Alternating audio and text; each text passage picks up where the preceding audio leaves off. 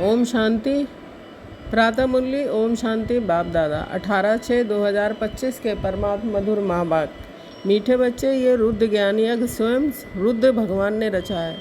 इसमें तुम अपना सब कुछ स्वाहा करो, क्योंकि अब घर चलना है। प्रश्न: संगम युग पर कौन सा वंडरफुल खेल चलता है? उत्तर: भगवान के रचे हुए यज्ञ में ही असुरों के विघ्न पड़ते हैं। ये भी संगम पर ही वंडरफुल खेल चलता है। ऐसा यज्ञ फिर सारे कल्प में नहीं रचा जाता है। यह है राजस्व अश्वमेघ यज्ञ। स्वराज पाने के लिए इसमें ही विघ्न पड़ते हैं। ओम शांति। तुम कहाँ बैठे हो, उनको स्कूल अथवा यूनिवर्सिटी भी कह सकते हो। विश्वविद्यालय इनकी ईश्वरीय ब्रांचेज है। बाप ने बड़े से बड़ी यूनिवर्सिटी खोली है। शास्त्रों में रुद्र यज्ञ नाम लिख दिया गया है। इस समय तुम बच्चे जानते हो, शिव बाबा ने ये पाठशाला अथवा यूनिवर्सिटी खोली है। ऊँच से ऊँच बाप पढ़ाते हैं, ये तो बच्चों की बुद्धि में याद रहना चाहिए। भगवान हमको पढ़ाते हैं, उनका ये यज्ञ रचा हुआ है। इसका नाम भी बाला है। राजस्व अश्वमेघ रुद्र ज्ञान यज्ञ। राजस्व अर्थात स्वराज्य के लिए, अश्वमेघ ये जो कुछ भी देखने में आता है, इन सबको स्वाहा कर रहे हैं। शरीर भी स्वाहा हो जाता है, आत्मा तो स्वाहा हो नहीं सकती। सब शरीर स्वाहा हो जाएंगे, बाकी आत्माएं वापस भागेंगी। यह है संगम युग। बहुत आत्माएं भागेंगी, बाकी शरीर खत्म हो जाएंगे।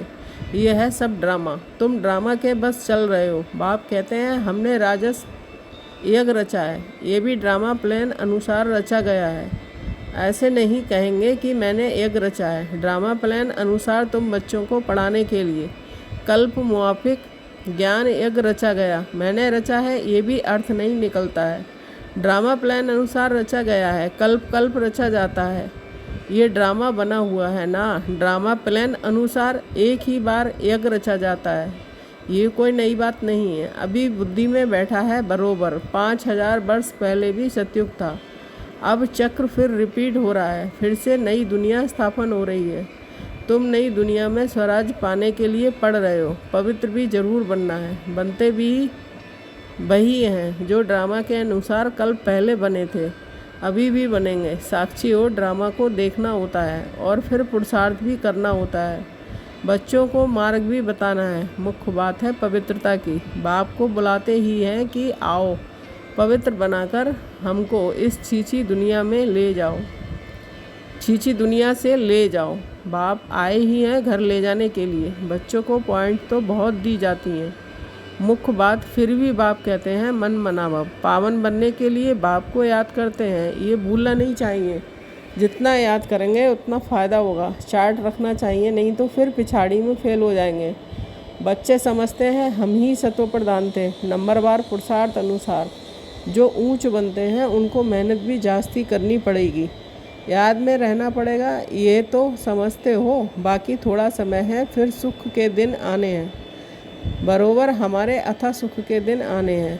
बाप एक ही बार आते हैं, दुखधाम खलास कर अपने सुखधाम ले चलते हैं। तुम बच्चे जानते हो अभी हम ईश्वरीय परिवार में हैं, फिर देवी परिवार में जाएंगे। इस समय का ही गायन है। ये संगम ही पुरुषोत्तम ऊंच बनने का युग है। तुम बच्चे जानते हो हमको बेहद का बाप पढ़ा रहे हैं। फिर आगे चल सन्यासी लोग भी मानेंगे। वह भी समय आएगा ना। अभी तुम्हारा प्रभाव इतना नहीं निकल सकता। अभी राजधानी स्थापन हो रही है, टाइम पड़ा है। पिछाड़ी में ये सन्यासी आदि भी आकर समझेंगे सृष्टि का चक्र कैसे फिरता है। ये नॉलेज कोई में है नहीं। ये भी बच्चे जानते हैं पवित्रता पर विघ्न पड़ते हैं, अबलाओं पर अत्याचार होते हैं। द्रौपदी ने पुकारा है ना। वास्तव में तुम सब द्रौपदियाँ, सीताएं, पार्वतियाँ हो। याद में रहने से अबलाएं कुब्जाएं भी बाप से बरसा ले लेती हैं। याद तो रह सकती है ना। भगवान ने आकर यज्ञ रचा है। इसमें कितने विघ्न पड़ते हैं, अभी भी विघ्न पड़ते रहते हैं। कन्याओं को ज़बरदस्ती शादी कराते हैं, नहीं तो मारकर निकाल देते हैं। इसलिए पुकारती हैं हे पतित पावन, आओ तो ज़रूर उनको रस चाहिए जिसमें आकर पावन बनाए। गंगा के पानी से पावन नहीं बनेंगे, बाप ही आकर पावन बनाए, पावन दुनिया का मालिक बनाते हैं। तुम देखते हो इस पतित दुनिया का विनाश सामने खड़ा है।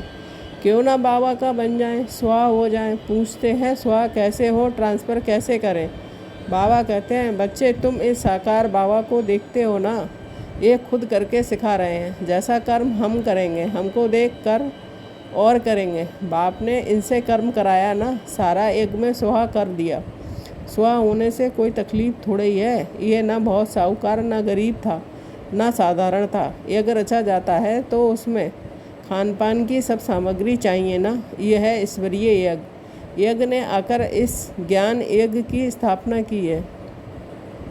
ईश्वर ने आकर इस ज्ञान यज्ञ की स्थापना की है। तुमको पढ़ाते हैं।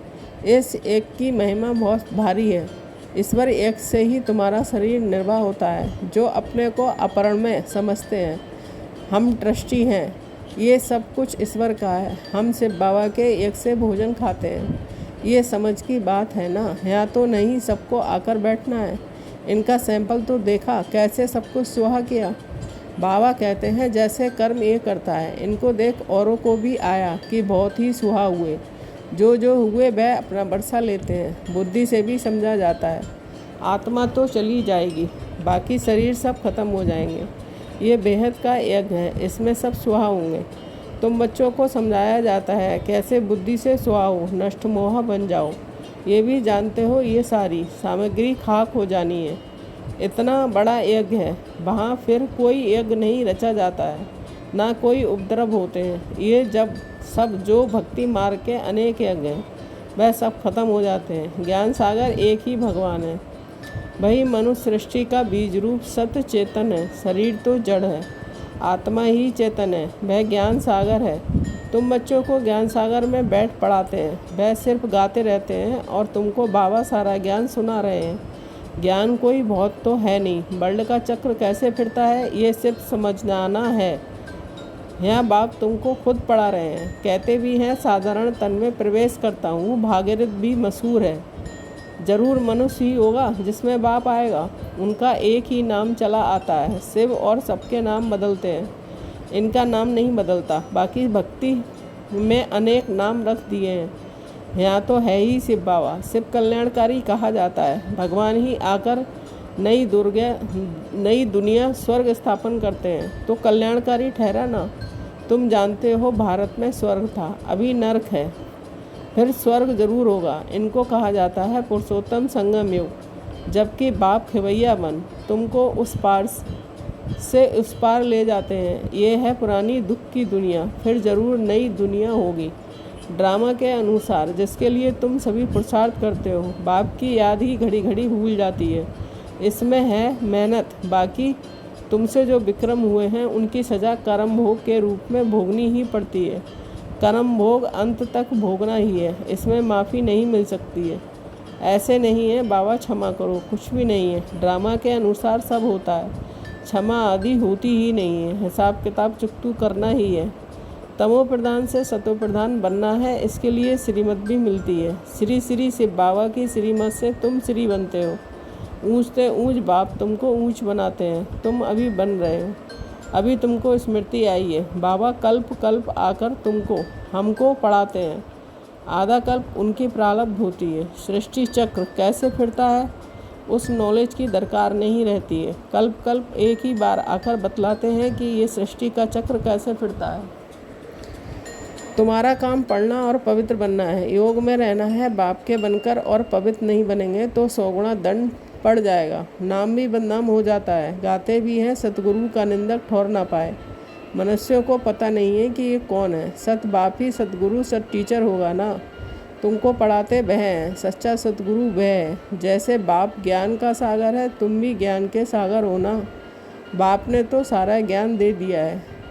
जिसने जितना कल पहले धारण किया उतना ही करेंगे। पुरुषार्थ करना है, कर्म बिगड़ तो कोई रह ना सके। कितने भी हठयोगागी करते हैं, वह भी कर्म है ना। ये भी एक धंधा है। आजीविका के लिए नाम होता है, बहुत पैसा मिलता है। पानी पर आग पर चले जाते हैं, सिर्फ उड़ नहीं सकते हैं, उसमें तो पेट्रोल आदि चाहिए ना। लेकिन इनसे फ़ायदा तो कुछ नहीं है, पावन तो बनते नहीं हैं। साइंस वालों की भी रेस है, उनकी और साइंस की रेस, और तुम्हारी है साइलेंस की। सबसे शांति ही मांगते हैं। बाप कहते हैं शांति तो तुम्हारा स्वधर्म है। अपने को आत्मा समझो, अपने घर चलना है शांति धाम। यह है दुख धाम। हम शांति धाम से फिर सुख धाम में आएंगे। ये दुख धाम खल्लास होना है। ये अच्छी रीति धारण कर फिर औरों को धारण कराना है। बाकी थोड़े रोज हैं। वह पढ़ाई पढ़कर फिर शरीर निर्वाह अर्थ माथा मारना पड़ता है। तकदीरवान बच्चे फ़ौरन निर्णय ले लेते हैं कि हमें कौन सी पढ़ाई पढ़नी है, उस पढ़ाई से क्या मिलता है और इस पढ़ाई से क्या मिलता है। इस पढ़ाई से तो 21 जन्मों की प्रारब्ध बनती है, तो ख्याल करना चाहिए कि हमको कौन सी पढ़ाई पढ़नी है। जिसको बेहद के बाप से बरसा पाना है वह बेहद की पढ़ाई में लग जाते हैं, परंतु ड्रामा प्लान अनुसार कोई की तकदीर में नहीं है तो फिर उस पढ़ाई में चटक पड़ते हैं। ये पढ़ाई नहीं पढ़ते, कहते फुर्सत नहीं मिलती है। बाबा पूछते हैं कौन सी नॉलेज अच्छी, उनसे क्या मिलेगा और उनसे क्या मिलेगा। कहते हैं बाबा जिस्मानी पढ़ाई से क्या मिलेगा, थोड़ा करके कमाएंगे। यहाँ तो भगवान पढ़ाते हैं, हमको तो पढ़कर राजाई पद पाना है, तो ज़्यादा ध्यान किस बात पर देना चाहिए। कोई तो फिर कहते हैं बाबा वह कोर्स पूरा कर फिर आएंगे। बाबा समझ जाते हैं इनकी तकदीर में नहीं है, क्या होना है सो आगे चल देखना है। समझते हैं शरीर पर भरोसा नहीं है तो फिर सच्ची कमाई में लग जाना चाहिए। जिसकी तकदीर में है वही अपनी तकदीर जगाएंगे, पूरा जोर लगाना है। हम तो बाप से बरसा लेकर ही छोड़ेंगे। बेहद का बाबा हमको राजा ही देते हैं, तो क्यों ना ये अंतिम जन्म हम पवित्र बनेंगे। इतने ढेर बच्चे पवित्र रहते हैं, झूठ थोड़े ही बोलते हैं। सब पुरुषार्थ कर रहे हैं, पढ़ रहे हैं, फिर भी विश्वास नहीं करते। बेहद का बाप आते ही तब हैं जब पुरानी दुनिया को नया बनाना होता है।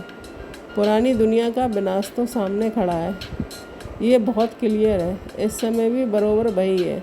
अनेक धर्म भी हैं, सत्युग में होता ही एक धर्म है। ये भी तुम्हारी बुद्धि में है।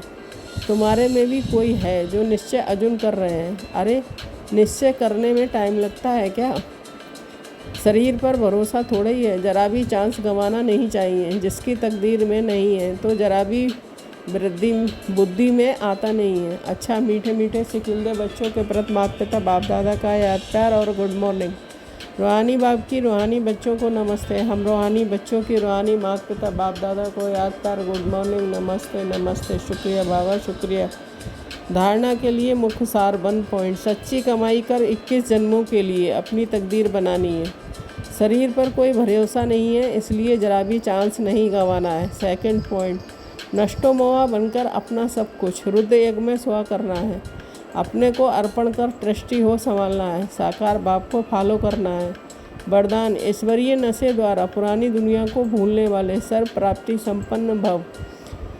स्पष्टीकरण जैसे वह नशा सब कुछ भुला देता है, ऐसे ये ईश्वरीय नशा दुखों की दुनिया को सहज ही भुला देता है। उस नशे में तो बहुत नुकसान होता है, अधिक पीने से ख़त्म हो जाते हैं, लेकिन ये नशा अविनाशी बना देता है। जो सदा ईश्वरीय नशे में मस्त रहते हैं वह सर्व प्राप्ति संपन्न बन जाते हैं। एक बाप दूसरा न कोई, ये स्मृति नशा चढ़ती है, इसी स्मृति से समृद्धि आ जाती है। स्लोगन एक दो को कॉपी करने के बजाय बाप को कॉपी करो। अव्यक्त इशारे आत्मिक स्थिति में रहने का अभ्यास करो। अंतर्मुखी बनो।